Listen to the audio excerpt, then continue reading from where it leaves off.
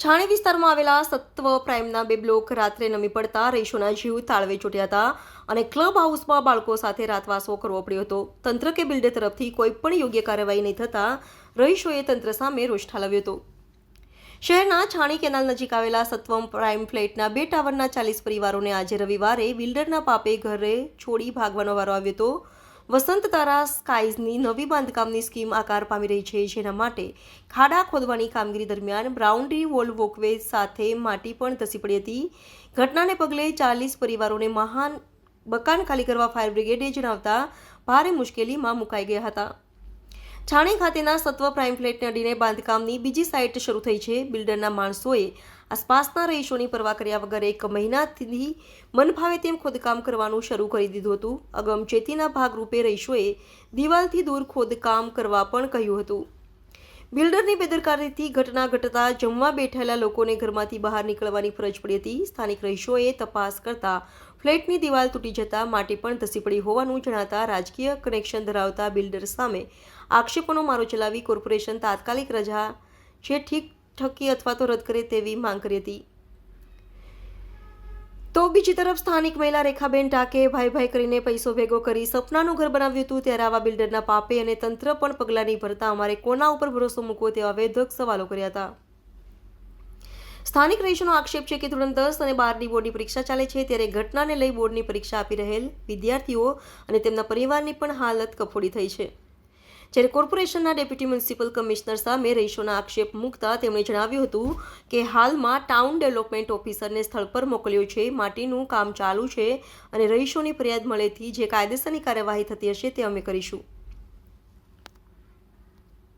અમારી પરવાનગી તો નિયમ અનુસાર જ હોય છે. સ્ટ્રક્ચરને સેફ્ટીને ધ્યાને લઈને બિલ્ડરો પોતપોતાની રીતે વર્ક કામ કરતા હોય છે, માલિક બિલ્ડર જે પણ હોય.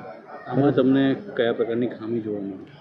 ખામી એટલે અત્યારે તો આ ડાયફ્રામ વોલ બનાવેલી એ પડેલી છે. એ કયા કારણથી કદાચ સીપેજ હોય કે જેના લીધે છે એ ચેકનો વિષય છે. બીજું કે અત્યારે પ્રથમ સ્ટેજ એ છે કે સેફ સ્ટેજે લાવવું, એટલે એ કામગીરી ચાલી રહી છે. પછી આગળ નિયમ અનુસાર કાર્યવાહી જે પણ રજા ચીઠ્ઠીની છે એ તપાસ કરીને આપ્યા છે. આને પહેલાં સેફ સ્ટેજે લાવવા માટે એટલે અત્યારે ફિલિંગને એ બધું ચાલી રહ્યું છે. એમના સ્ટ્રક્ચરલ એન્જિનિયરને પણ સૂચના આપવામાં આવી છે કે ભાઈ તમે કાર્યવાહી સ્ટ્રક્ચર સેફ્ટીની પહેલાં કેટલું જગ્યા છોડવી પડે? નિયમ મુજબ એટલે જીડીસીઆરના નિયમ અલગ અલગ છે. બેઝમેન્ટ માટે રોડને ધ્યાને લઈને હોય છે, ઝોન અને બિલ્ડિંગ હાઇટને પણ નિયમ પ્રમાણે હોય છે. અમારી મજૂબ છે લાગી રહ્યું છે અત્યારે તો હજુ પ્રાઇમા ફેસિયા ખોદકામ એક્સકેવેશન ચાલુ છે, એટલે હવે એની રજા ચીઠીને મેળવીને કાર્યવાહી ચાલુમાં છે. એ મળે એટલે નિયમ પ્રમાણે ખબર પડે. અને બીજું કે અહીંયા ડાયફ્રામ વોલ બનેલી દેખાય છે આ તમને પણ અહીંયા, તો એને પણ એ પડી ગઈ છે. તો એ શેના લીધે છે, સીપેજ છે કે એ કાર્ય વોલ બનેલી છે પણ જગ્યા તો જે છોડવી જોઈએ એ તમને નહીં લાગતું કે છોડવી જોઈએ? કેમ કે બાજુમાં પણ હવે અત્યારે જો સાહેબ તમે પણ જોશો તો અહીંયા પડી ગયેલી છે, એટલે આપણે અંદાજો મારી શકાય એવું નથી. કોઈ તારણ એ રીતે નહીં કાઢી શકાય. ફર્સ્ટ આ સેફ સ્ટેજ પર આવે પછી શું છે એ કાર્યવાહી નિયમ પ્રમાણે કરવામાં આવશે. એટલે જે બાજુની દિવાલ પણ એવી જડેલી છે, જોયું હશે તો એટલે જ એને સ્ટ્રક્ચર પહેલાં સેફ સ્ટેજ માટે લાવવા માટે અમે સૂચના આપી દીધી છે. કેટલી મીટરની જગ્યા છોડશે?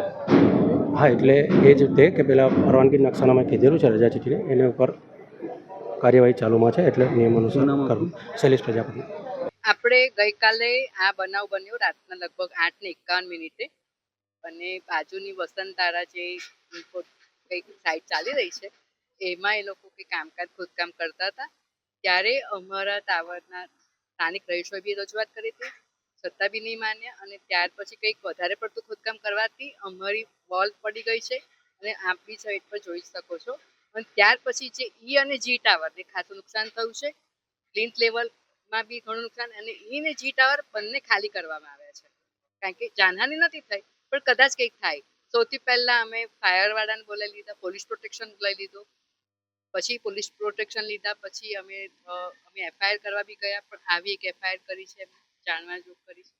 બિલ્ડરને એ લોકોને બી અમે હમણાં કદાચ એવું કહેવા રહ્યું છે કે કદાચ આવી રહ્યા છે. પણ મારું કેવું એવું છે કે આવું અત્યારે તો જાનહાની નથી થઈ, અને થઈ હોત તો બહુ મોટી દુર્ઘટના બની હોત.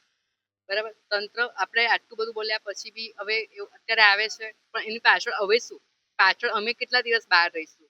સ્થાનિક અત્યારે 10મા 12માની એક્ઝામ છે, છોકરાઓ સ્કૂલમાં બધા બહાર છે. અત્યારે તો આવા ધડાકા થાય ને તો અંદરથી ધ્રાસકો પર છે કે શું પડ્યું.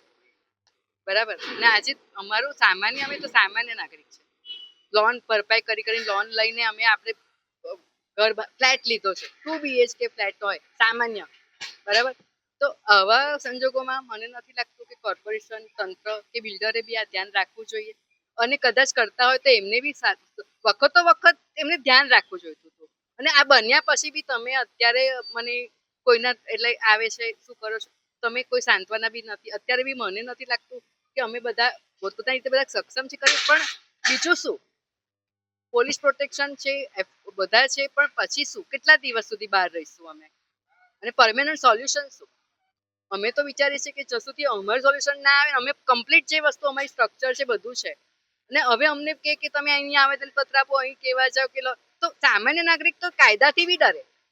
બિલ્ડર ને કેવું છે કે બિલ્ડરને બધી વર્ક બી હોઈ શકે, માનો કે મોટો છે કે નાનો છે, ઇટ્સ ડઝન્ટ મેટર, બરાબર. અમે તો સામાન્ય અમે બી જેની પાસે લીધું બિલ્ડર પાસેથી લીધું, પણ અત્યારે અમે બિલ્ડરને અમારા બિલ્ડરને બી જાણ કરી તો શું કરી શકાય? બહુ જ ભયનો માહોલ હતો. તમે જોયું હોત તો તમને થાત કે ખરેખર કે મને પોતાને સમજણ નથી પડતી કે હું શું કરું. હું એક્સ આર્મી મેન છું, મારું નામ મકવાણા રાજેશભાઈ, અને આ પાછળ જોઈ શકો તો એ જી ટાવરની અંદર ફર્સ્ટ ફ્લોર પર મારું રહેણાંક છે. ફર્સ્ટ ફ્લોર પર શું થયું તો ગઈકાલ રાત્રે એકચ્યુઅલી આ બાજુમાં એક કોઈ સોસાયટીનું કામ ચાલી રહ્યું છે. એ લોકોએ કાફી ડીપલી સુધી ખોદી નાખ્યું છે. એ લોકોને અમારા સોસાયટીના આગેવાનો દ્વારા ઘણીવાર ટોકવામાં આવ્યા કે ભાઈ આ બાજુ દિવાલમાં તિરાડ પડે છે તો તમે આનું કંઈક ધ્યાન આપો, પણ એ લોકોએ ધ્યાન ના આપ્યું. અને કાલે રાત્રે 8:30 અરસાની અંદર અચાનકથી બધું ઘસવાનું ચાલુ થઈ ગયું, અને તમે જોઈ શકો છો કે ટાવર અમારો ઓલમોસ્ટ પડવાની તૈયારીમાં છે. અત્યારે જે પ્રકારની કામગીરી થઈ છે પોલીસ દ્વારા, તંત્ર દ્વારા અને બિલ્ડર દ્વારા, જી અમે બિલકુલ સંતુષ્ટ નથી અત્યારે, કારણ કે સાંજે અમારા આગેવાનો ગયેલા FIR કરવા માટે, હજી સુધી FIR પણ નથી થઈ. તંત્ર દ્વારા કોઈ પણ માણસોએ હજી સુધી અહીંયા મુલાકાત નથી લીધી, અને બિલ્ડર દ્વારા અત્યારે ખાલી માટી નાખવામાં આવી રહી છે. હવે તમે વિચારી શકો છો કે જે પાકી માટી હતી એ બી ઘસી ગઈ, તો આજે અત્યારે ખોદેલી માટી નાખે છે એ કેટલા સમય સુધી ચાલશે?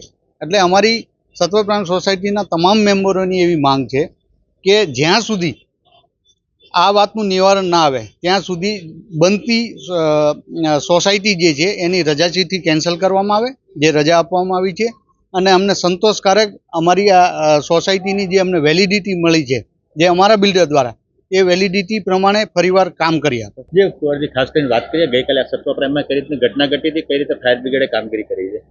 રાત્રે અંદાજિત 9:10 9:15ની આજુબાજુ વડોદરા મહાનગરપાલિકાના કંટ્રોલ રૂમમાં કોલ આવેલ કે એક બિલ્ડિંગ નમી ગયેલ છે, તેવો કોલ જનરલ પબ્લિક દ્વારા આપવામાં આવેલ. એના આધારે વર્દીના આધારે ટીપીકેર ફાયર સ્ટેશનથી એક ઇમરજન્સી ટેન્ડર સાથે સ્ટાફ રવાના થયેલ.